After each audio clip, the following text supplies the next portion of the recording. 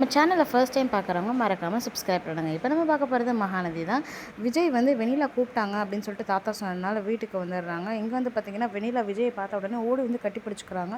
விஜய்க்கு என்ன சொல்கிறதுனே தெரியல. வெண்ணிலா கொஞ்சம் நகரு வெண்ணிலா, எல்லாரும் பார்க்குறாங்க அப்படின்னு சொன்னோடனே வெண்ணிலா வந்து என்ன சொல்கிற விஜய், எல்லாரும் பார்த்தா என்ன, நமக்கு தான் கல்யாணம் ஆயிடுச்சு அப்படின்னு சொல்கிறாங்க. உடனே தாத்தா பாட்டி ராகினி எல்லாரும் ஷாக் ஆயிடுறாங்க. என்ன சொல்கிற வெண்ணிலா அப்படின்னு சொல்லிட்டு விஜய் கேட்குறாரு.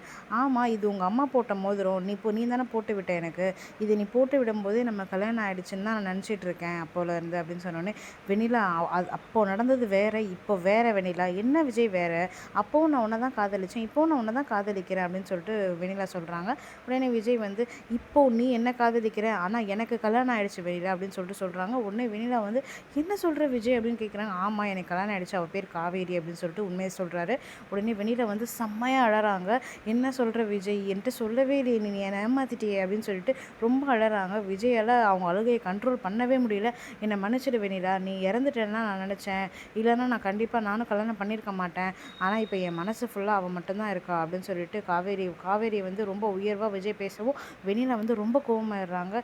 என்னை விட அவள் எந்த வகையில் உனக்கு அவ்வளோ முக்கியமானவளாக போயிட்டா அப்படின்னு சொல்லிட்டு கேட்குறாங்க. அவள் என் மனைவி வெண்ணிலா அப்படின்னு சொல்லிட்டு விஜய் வந்து பேசுகிறாரு. இனிமே வந்து அவள் உன் வாழ்க்கையில் இருக்க மாட்டா விஜய் அப்படின்னு சொல்லிட்டு வெண்ணிலா கோவமாக பேசுகிறாங்க. என்ன பேசுகிற நீ அப்படின்னு சொல்லிட்டு தாத்தா பாட்டி எல்லாரும் கேட்குறாங்க. நீங்கள் பேசாதீங்க, நான் விஜய்கிட்ட தான் பேசுகிறேன் அப்படின்னு சொல்லிட்டு சொல்கிறாங்க. ஆமாம், இனிமேல் வந்து அவள் உன் வாழ்க்கையில் இருக்கவே மாட்டா விஜய், நான் அவளை வர விட மாட்டேன் அப்படின்னு சொல்லிட்டு வெண்ணிலா கோவமாக சொல்கிறாங்க. ராகினி ஆஹா செம்ம ட்விஸ்ட்டாக இருக்கே அப்படின்னு சொல்லிட்டு ராகினி உடனே மைண்ட் பாக்ஸில் பேசிக்கிறாங்க. நம்ம சேனலை சப்ஸ்கிரைப் பண்ணவங்களுக்கு ரொம்ப நன்றி. சப்ஸ்கிரைப் பண்ணாதவங்க மறக்காமல் சப்ஸ்கிரைப் பண்ணிவிடுங்க.